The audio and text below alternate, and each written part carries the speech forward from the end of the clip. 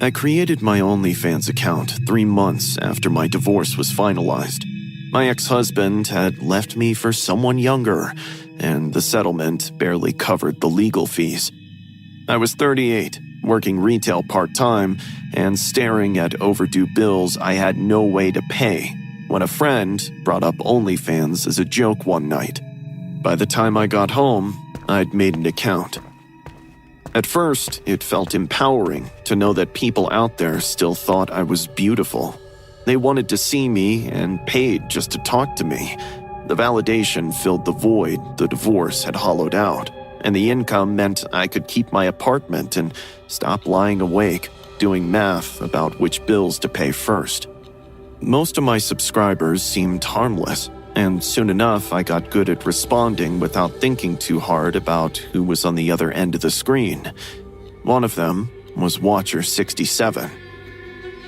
His first message came late on a Thursday night in mid-February. I was in my bedroom, finishing up a live stream, when a notification appeared, telling me I should close my curtains, that my room could be seen clearly from the street. I looked up at my window. The curtains were wide open, and I could see my reflection in the dark glass. I got up and yanked them close, so hard the rod nearly came off the wall. The comment made me uneasy. I stared at my phone, trying to decide if it was a lucky guess or something worse. Maybe he'd seen my address in a video background? I muttered. I reassured myself that it was nothing, and went to bed with every light off.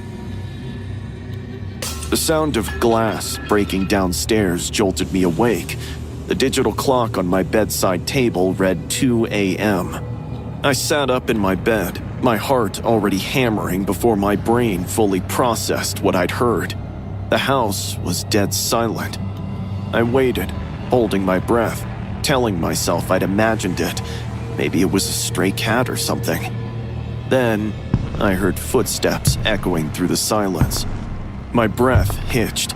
Someone had broken in. I searched for my phone but couldn't find it in the dark. I thought about running for the door, but I'd have to go past the stairs to get there.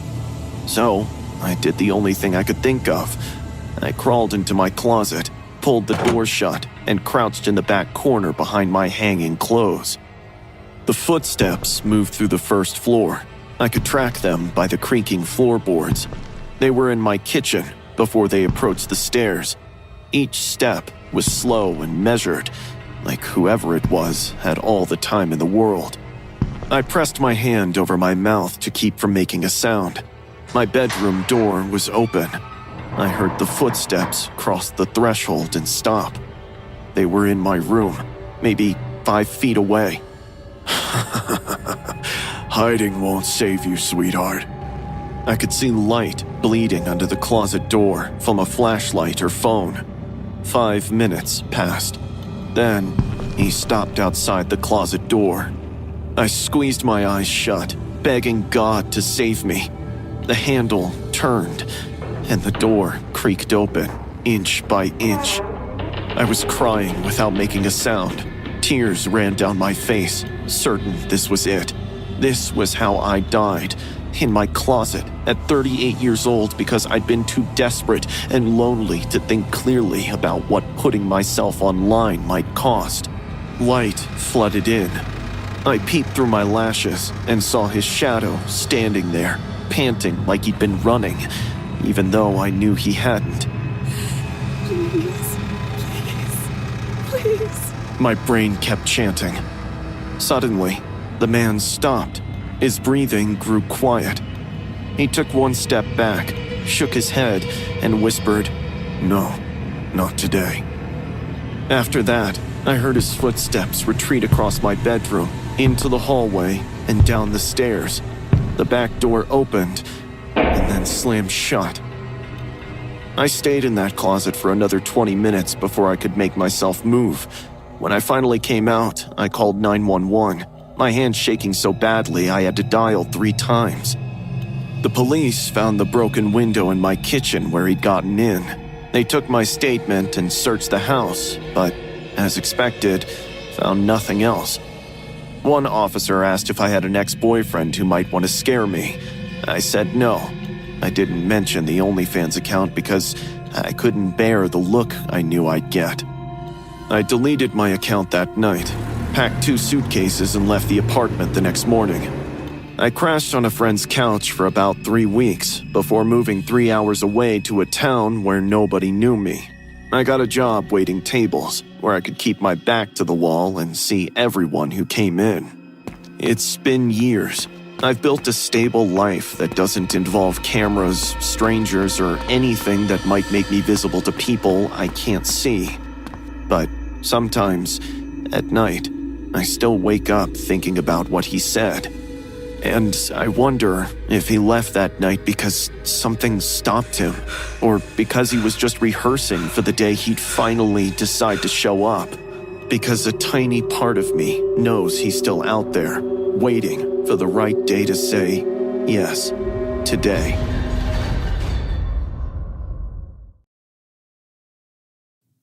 I subscribed to Lily Rose's OnlyFans on a Tuesday night in March, after scrolling through my feed with nothing else to do.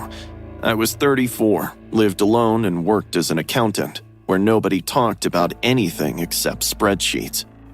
Her profile said she was a model who lived in the same city. We started talking a week later. Lily Rose was nothing like I expected. She hardly cared about what I could afford and was more interested in how I was. By the 3rd week, I was checking my phone constantly, waiting for her name to appear. About a month later, she invited me over. She said she wanted to film exclusive content with someone she trusted.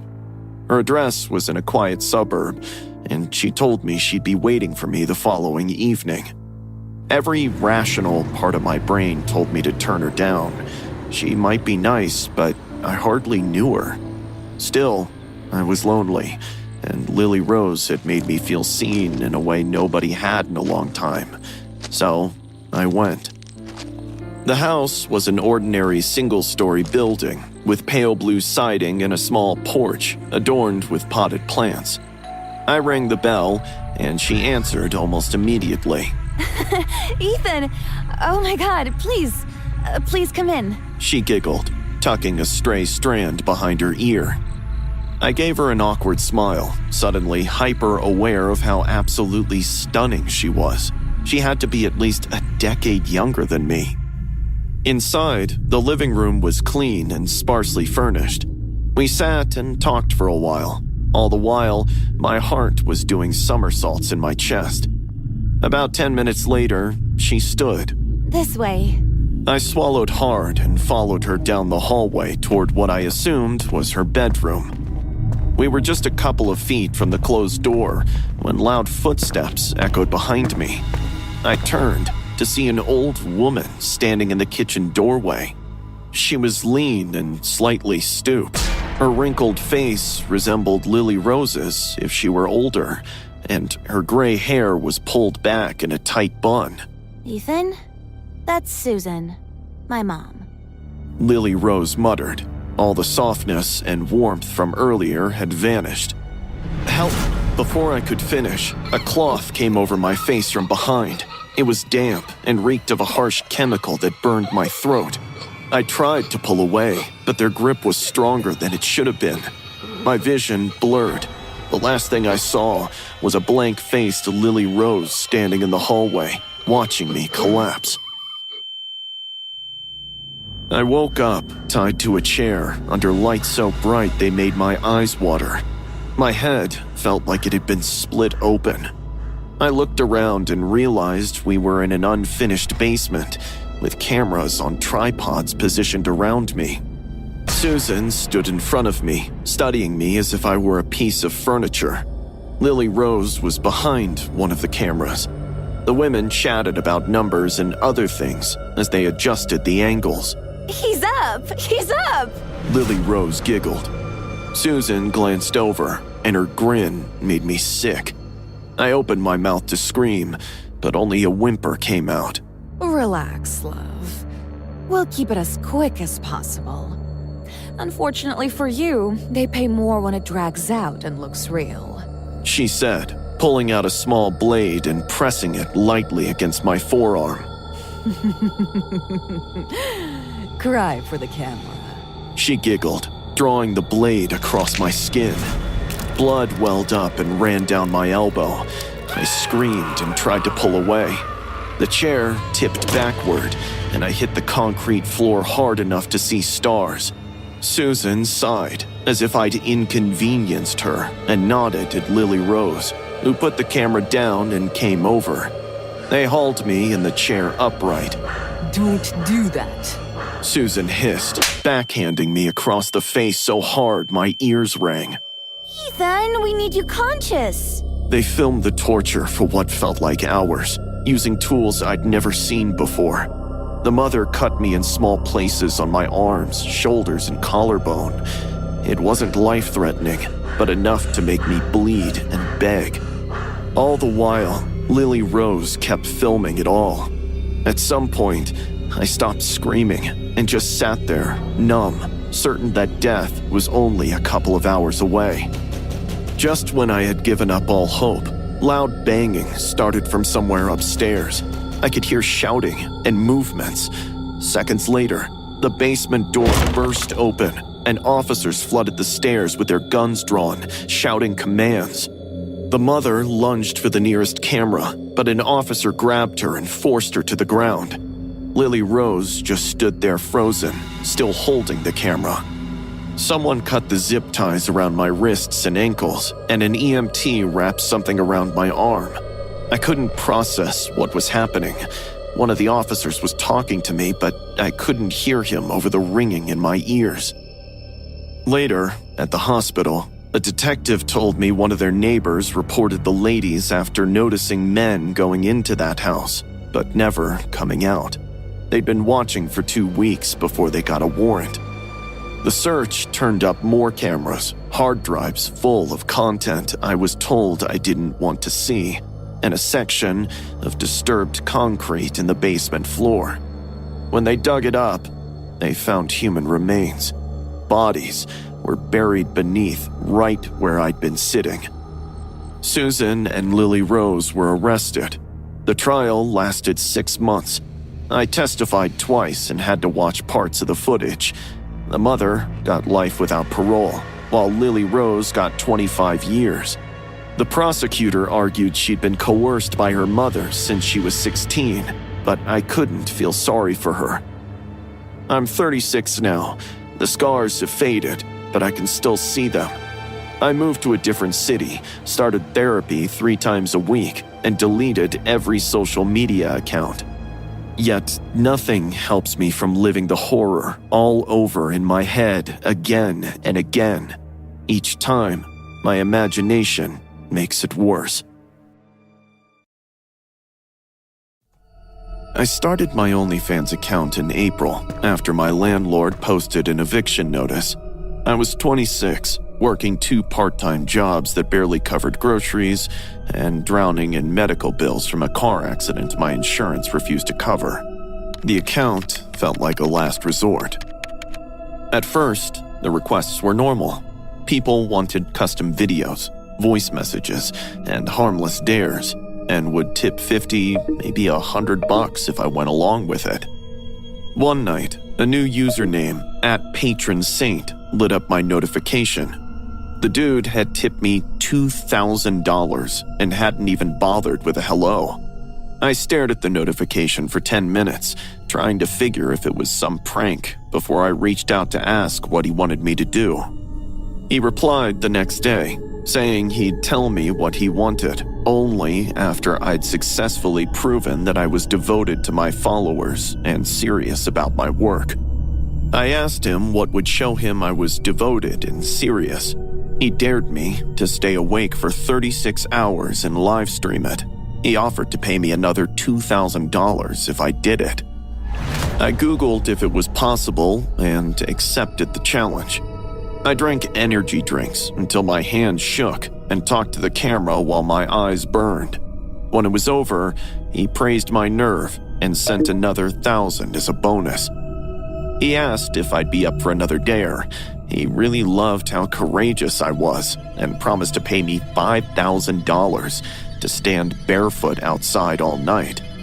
I didn't want to, but the money was hard to refuse. So I made arrangements and stood on my balcony from midnight to 6 a.m. until I couldn't feel my feet. I got frostbite on 3 toes and nearly passed out. He sent the money immediately and asked if it was worth it. I told him it did, when, in reality, I could hardly stand up straight for days. But Patron Saint was tipping more than all of my other subscribers combined, and I needed the money to stay afloat. 2 weeks later, he sent me the biggest offer. He'd pay me $15,000 if I broke one of my own teeth on camera. I read the message 3 times before I told him I wouldn't do it. He didn't respond for 2 days. In those 2 days, my landlord called twice about the overdue rent. He was threatening eviction when my bank account only had $47. I'd run out of options weeks ago, and this was the only one left. I set up my phone in the bathroom and found a metal wrench under my sink. My hands shook as I positioned the wrench against my back left molar and tried to make myself do it. I tried 3 times, but couldn't. Then I thought about the eviction notice, the medical bills, and the fact that I had nowhere else to go. I closed my eyes and bit down hard. The crack was the worst sound I've ever heard. I felt it in my skull. The pain came half a second later, and I collapsed with blood pouring from my mouth and my vision going black. I was screaming, but couldn't hear it over the ringing. When I came back to myself enough to think, I grabbed my phone with bloody hands and stopped the recording. I sent it to him, and the money appeared in my account within minutes. I spent the next 3 weeks recovering, and those were the most painful days of my life. Some nights I'd toss and turn, begging sleep to take over. I'd give up eating solid food, and the gap in my teeth felt obscene every time I ran my tongue over it. But I'd made rent and bought groceries and paid down some of the medical bills. I'd been telling myself it was worth it, until one night. I was going through my subscriber list and noticed something strange about Patron Saint. I had scrolled through our entire conversation history and realized he had never reached out to me first, even once. Every one of our conversations had been started by me. My stomach dropped. I checked the payment details and realized all the tips came from the same prepaid debit card. My heart pounded in my chest as I recalled the last 4 digits of my ex-boyfriend Daniel's card. It was Daniel, the same guy who had begged me not to start OnlyFans when we were together. I remember a friend of mine telling me he worked as a dental assistant and still had keys to my apartment from when we dated. I went back to the last message he'd sent after the tooth video. I'd been too out of it from the pain to read it carefully. It read, "Now everyone will know you're damaged." I wiped my OnlyFans account immediately, quit the job, and moved apartments. I even found a way to get the tooth fixed. On paper, I started over, but Daniel still shows up in my bathroom mirror every time I brush my teeth or even look at myself in the mirror. It leaves me disgusted with myself all over again. It took me months to really face the toxic truth seeping in, that the man I once loved and trusted had been sick enough to pay to watch me destroy myself. But what hollowed me out wasn't just what he did. It was realizing that he didn't even have to lift a finger to do it. My own desperation and foolish blindness were enough to get the job done.